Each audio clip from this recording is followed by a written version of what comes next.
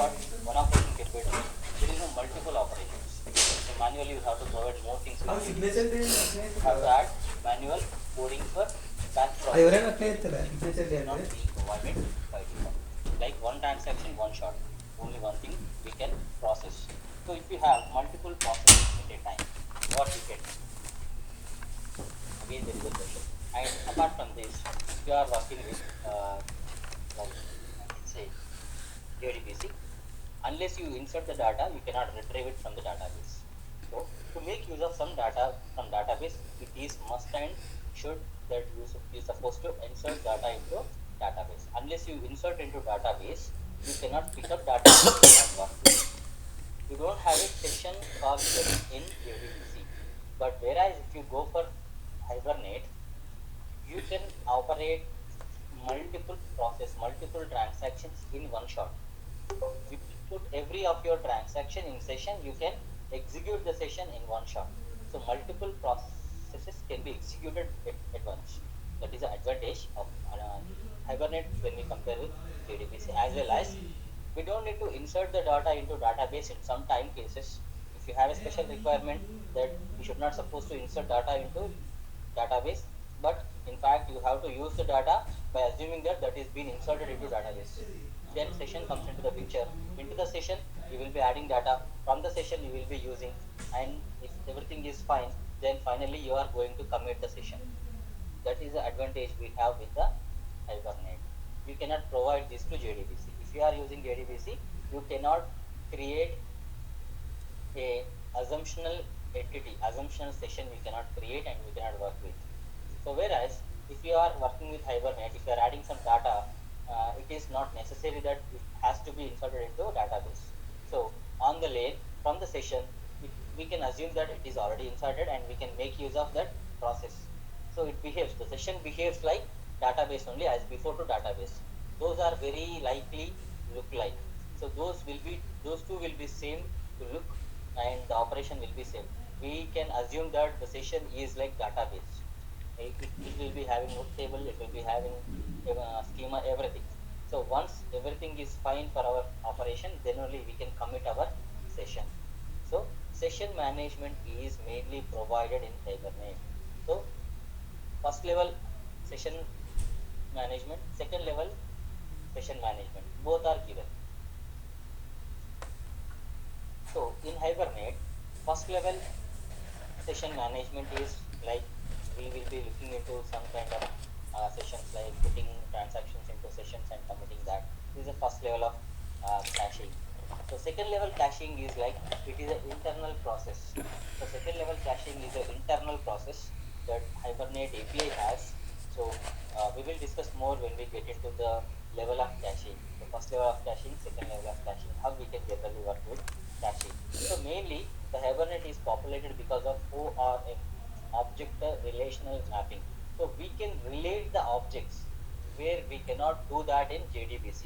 In JDBC you don't have a scope of object creation, whereas in Hibernate you have object relational mapping. There is a scope for objects to be mapped together.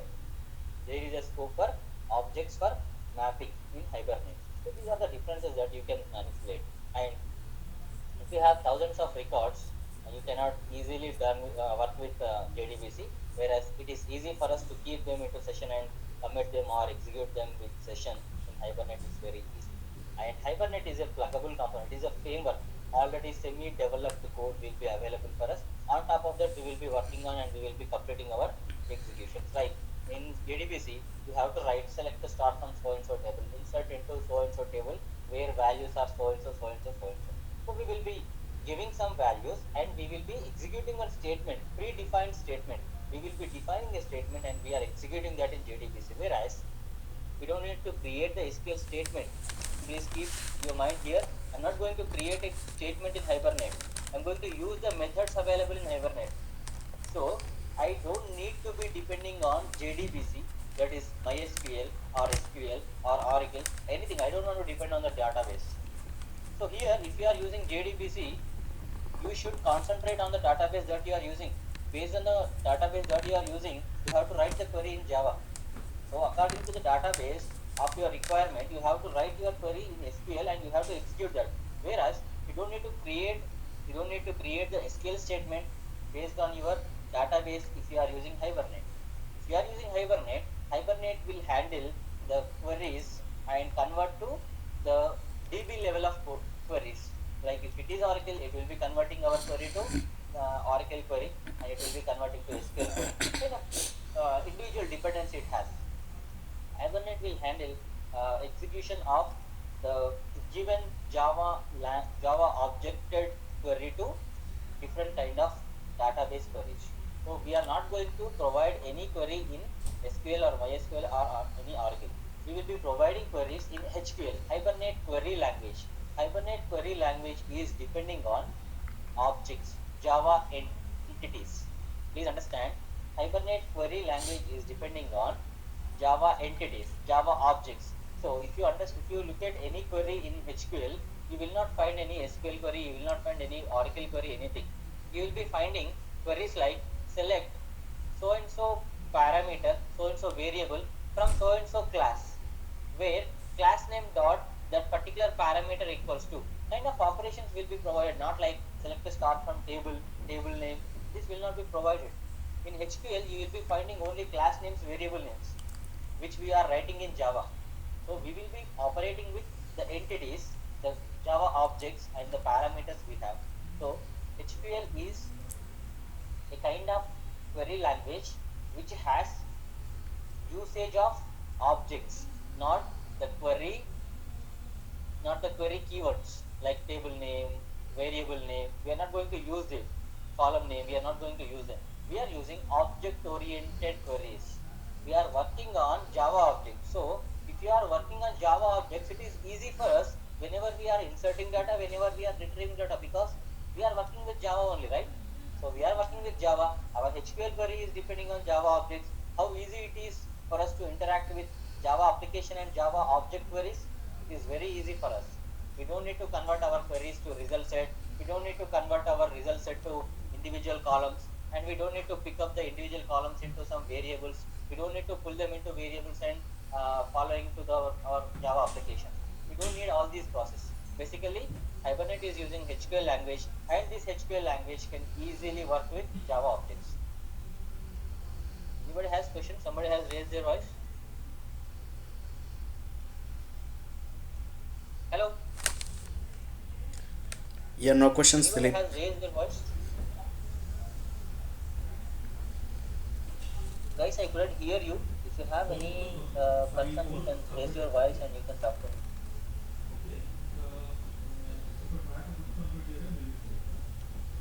No, we don't have any questions. That's okay. So Hibernate is completely working with the Java object. So our end is like whatever the development mode is like in Java, and Hibernate is also having Java object dependency when we are working with HQL queries. So it is easy for us to interact with Hibernate language when we are working with HQL queries. So we don't need to write individual SQL queries, MySQL queries, Oracle queries, anything. You don't need to write.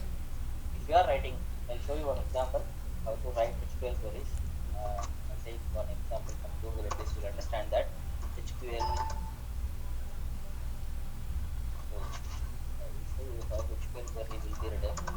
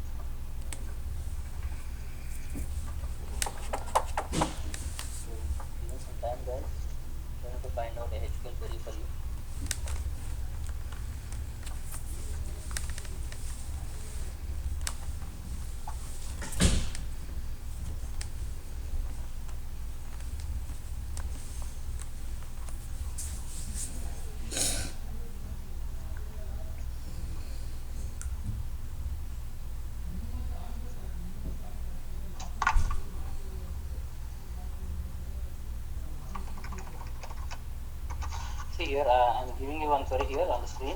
Please understand. So Hibernate sample, I'm opening the application. So in this, so this Hibernate sample, I'm adding some query here. Please understand. Somewhere an employee.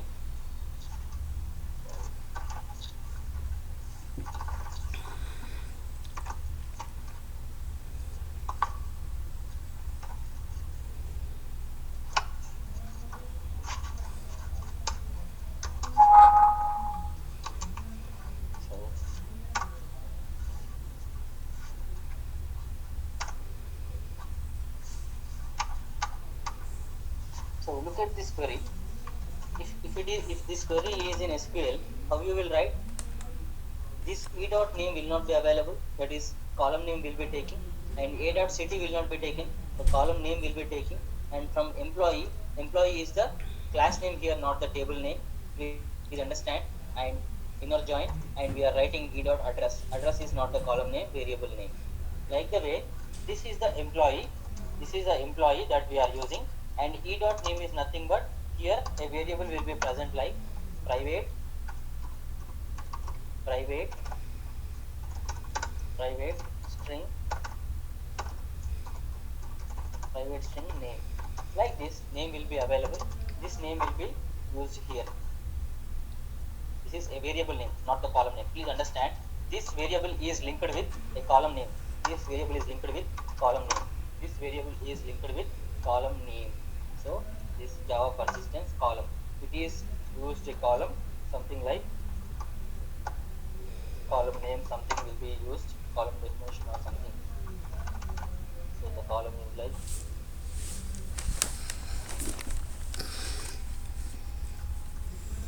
this is the underscore. So e underscore name is the table column name, whereas name is the variable name. But here we are not working with any tables here. Please understand, we are not working with any tables. We are working with objects. Employee is the object, name is the variable, city is the variable, and address is the variable. Like the way we are working with only objects and parameters, not the columns and tables. Please understand, we are not working with columns and tables, we are working with objects. So this is not a specific SQL query or MySQL query or Oracle query. This is a specific SQL query which can be converted to individual database queries. It will be converted to SQL query, it can be converted to MySQL, it can be converted to Oracle, anything you can convert. So that is the reason we are most probably we are preferring SQL queries in Hibernate query language. And along with that, you can see some more queries. I'll give you.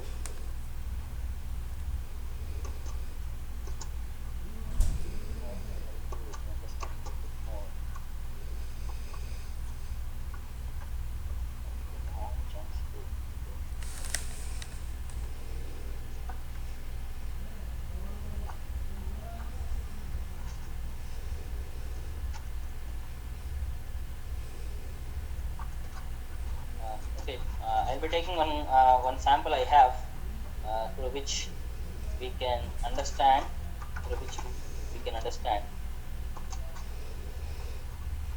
how the query will be prepared based on SQL.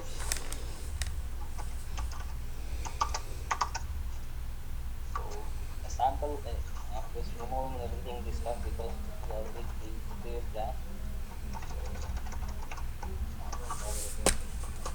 This. Now a new class will be created here. Please look at here. New class will be created. See here. So a new class is being created. So in this, what we have done, we have taken a main and using session. I already told you session is the primary concept that we will use. Don't think that I have already taken an example explaining you the example. I am explaining you the HQL query here. Please understand, I am explaining you the HQL query here, not the example. See here, from student class, this is class object. Student is the object here. Don't think that this is a column or table name, where student ID equals to so and so. This is everything is not related to a specific DB. This is related to Java class and Java variable. These two are Java variables. So we are creating a query on the session. We are preparing the query. We are not sure about the database. we are preparing the query and we are executing it, and we are getting the results as student object directly. We are not getting the result set and we are not preparing anything.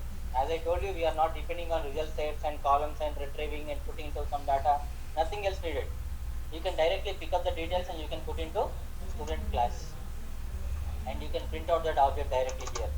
So this is the way Hibernate is helping more in making the queries, in retrieving the data, in pushing the data, and using the session entities, session wide operations. So this is about Hibernate, brief information about how why to use Hibernate when we have JDBC. The first point is HQL. Second point is multi-process operations. Like if you have bunch of process, so batch process, that is not easy to work with JDBC.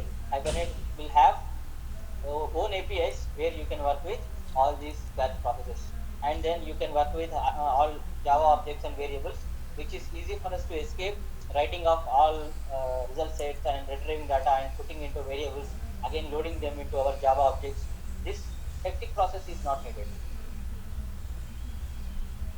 So this is about the Hibernate, basics of Hibernate, how why we can use that and how we can process it. So we can go with one sample. So before going to that, in Hibernate, we will discuss about what are the topics that we can cover in Hibernate.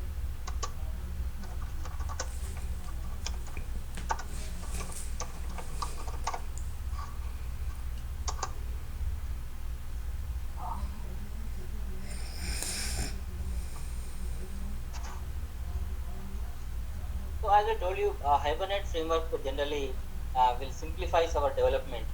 So all our development process will be simplified. We don't need to write more coding. So it will be simplified. Like I told you, writing of a simple Java query can be converted to different kind of database queries. Like we have many kind of operations. Like if you are saving your entity, you don't need to write insert into or any kind of queries. So internally everything will be developed. If you are retrieving, you don't need to write retrieval query. You can write just object dot get of, or you can pick up the details completely without writing any queries. So internally everything will be written. And Hibernate is an open source that you aware of, I know, I guess. So it is an open source. You can easily make use of it, and it is not restricted with any other entities outside. So you can easily make use of this. It is because this is open source, and this is a very lightweight component. So it is not a heavy component having heavy modules. So it has very less modules, and it is very simple and lightweight to use. I already told you it is a ORM based operation, object relational mapping. All objects will be mapped together here. So this is about a Hibernate framework, and generally this Hibernate framework comes into picture in between database and Java applications. Between these two, this Hibernate framework can be used along with our database. So generally, what are the advantages if we can see about the framework, which is open source and lightweight, that is easy to use because of open source, and performance would be more, right? If we are processing thousands of line, thousands of transactions in one shot, obviously we can say we have more performance than JDBC. And we are not creating extra coding. So internally the base level coding is done. So we don't need to write more coding. It will be saving our time and it will be automated. So, and if we are using JDBC, the table creation has to be done by the developers. We have to create manually the table creation. Whereas if we are using Hibernate, if there is a requirement of creating table, but we are only working with insert into so and so table, and we are adding some elements. If it is not finding the table in the database, it will be creating automatically based on our instructions. So we will be writing our code in such a way, if it is not finding any table for our query, it will be creating the table also in this Hibernate framework. So that is one of the advantages. And we have joins in JDBC. So the joins will be a bit hectic in JDBC to handle. Left join, right join, outer join, inner join will make some problem in writing our coding. So whereas if you use Hibernate, it is very easy to work with joins. So you don't find that problem in using those joins in Hibernate, and you will be having some mappings like one-to-one mapping, one-to-many mapping, many-to-one mapping, kind of object relational mappings are provided here. And you have first level cache, second level cache in this Hibernate, which can make you more flexible in working with Hibernate.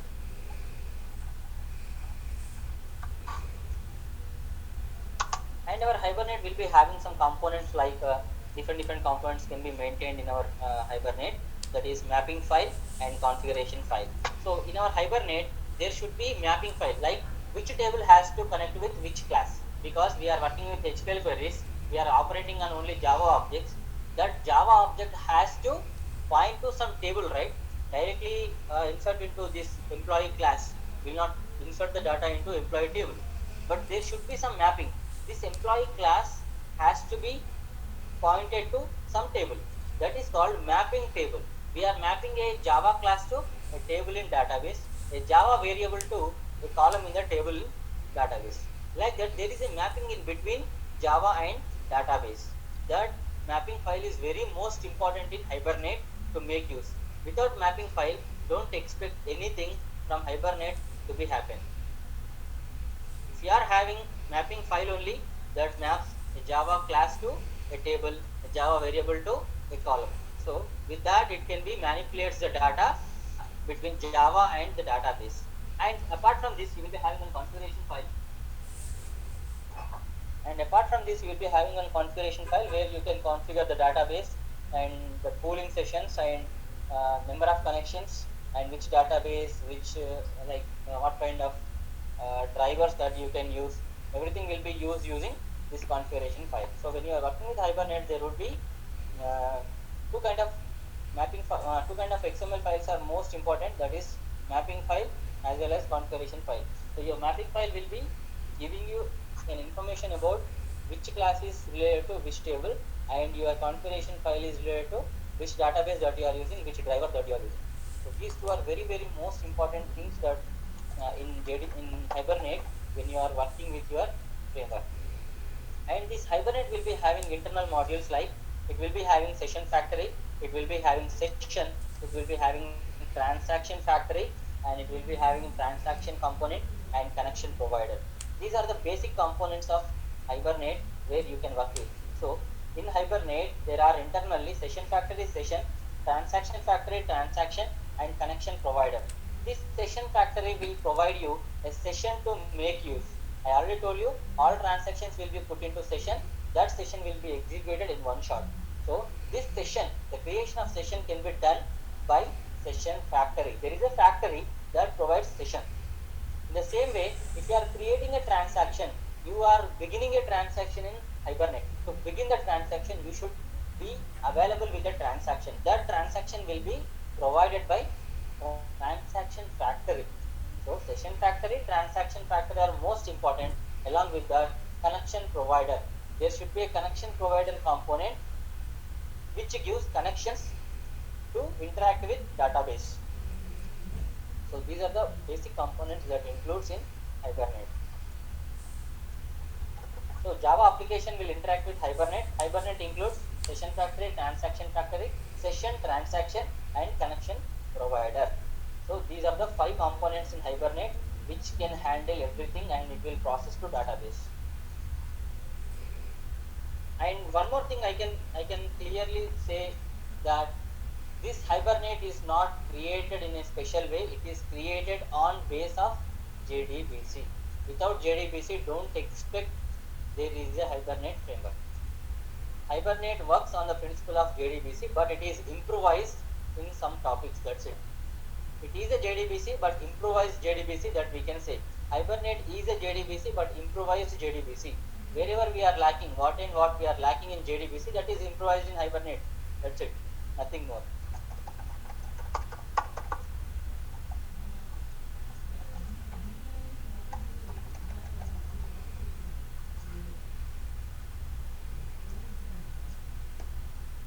And to work with this Hibernate applications in our real-time applications, what you have to do is you have to be with some kind of basic jars. So what kind of jars we have to be with, and what jars we have to load to make use the framework. So there would be some different kind of uh, jars which can help us in picking up the Hibernate APIs. So those would be like uh, commons for logging and XMLs to read some XMLs, and CG libs would be there. So configuration libs and X-rays to parse the XMLs, because we are using two XML files for mapping and configuration. To parse them, we need X-rays jar to parse them, and Xlan. So kind of different kind of jars, like 5 or 6 jars would be used to work with Hibernate. So we will see what kind of jars that we generally use. I will be pasting that list of jars into our here. Please look at here. We will be finding list of jars. So these are the list of jars that we generally work with.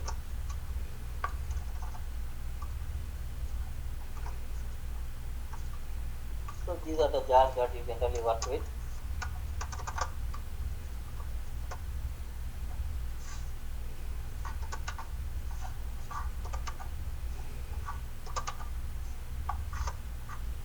So CGLibs and log4j is for logging and common for logging details, and SLF4j and DOM4j and XLAN and XS. These are the basic jar files that we generally use, and we will work with this to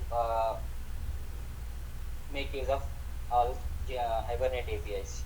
So these five are must and should be used to work with Hibernate. So these are the five libraries. And apart from this,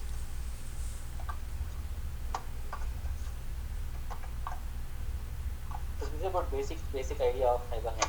Guys, are you able to follow me about this Hibernate? And if you are feeling that I am so fast or running fast, you can suggest me. Or if you are comfortable, also you can give me the feedback that this is okay and this is the speed that we can continue with. Yeah, it's okay. Yeah, we are good.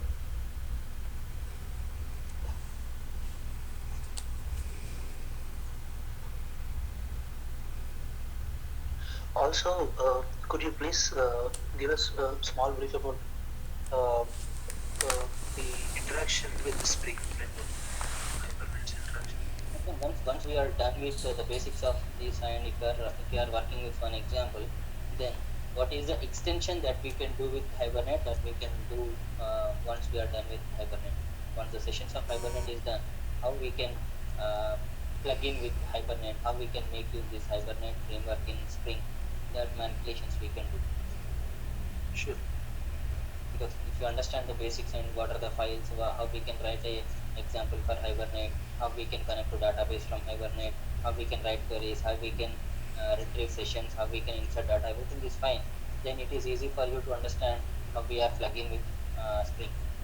Before understanding that basics of Hibernate, I cannot push you to understand about the plugins and plugouts of other frameworks. Okay. Okay. So any kind of questions regarding the portfolio of our uh, Hibernate? You can ask me questions regarding that portfolio of questions, or else we can go with our first example of our Hibernate. How we can write a Hibernate example, and what exactly it includes.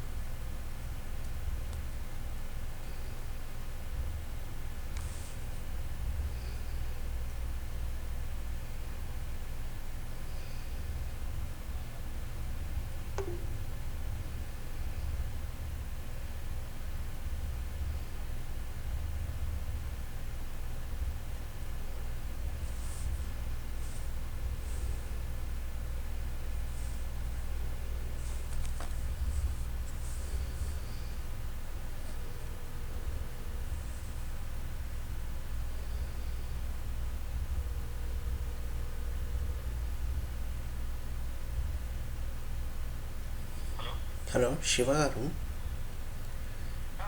Yeah Yashwant అండి. ఇది class complete అయిపోయిందా ఇప్పుడు?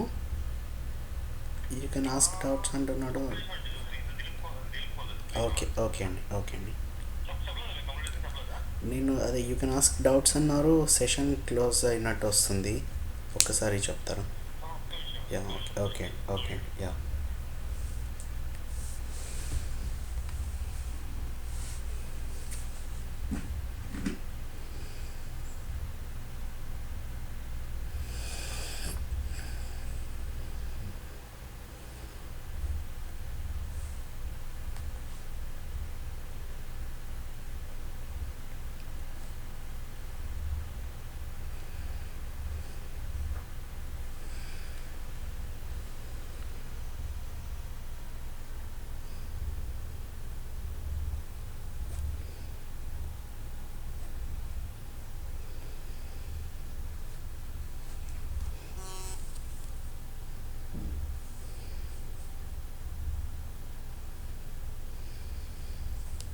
Hi guys, Yashwant Jyotish Raghav Sasaru.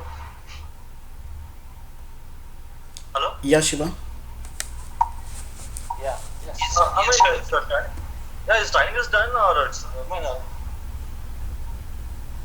Dilip is not taking my call. 2 minutes. Okay. You have to wait for 2 minutes.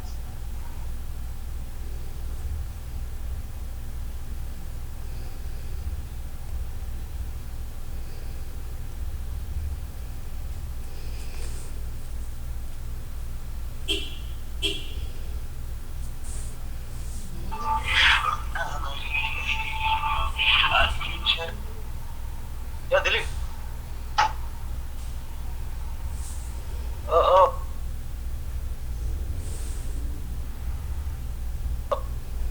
yes, sir. Actually, Dilip wants to continue tomorrow. Okay. Yeah, Okay. I mean, tomorrow we have a session at 8 o'clock. Okay, I mean, tomorrow you'll clarify all your doubts and get further. Okay. At 8 o'clock? No. Our 8 o'clock means your Okay. 9:30. Yeah, yeah, yeah. Yeah, Shiva, can you please upload the video of last Wednesday, like 18th of this month? Actually, I missed the class. I just want that video. Actually, the other students asked the same video. Yeah. The Jyotish and Raghav. Okay, unable to find out this session basically. Okay. Let me check. What is the topic? What is the topic? That's JDBC. Is it JDB's topic? Yeah. Yeah. Just want 18th of Sure. this I'll month check it video. out. That's all. Yeah. I'll check it out video. Okay. Okay. Okay. Yeah. Thank you.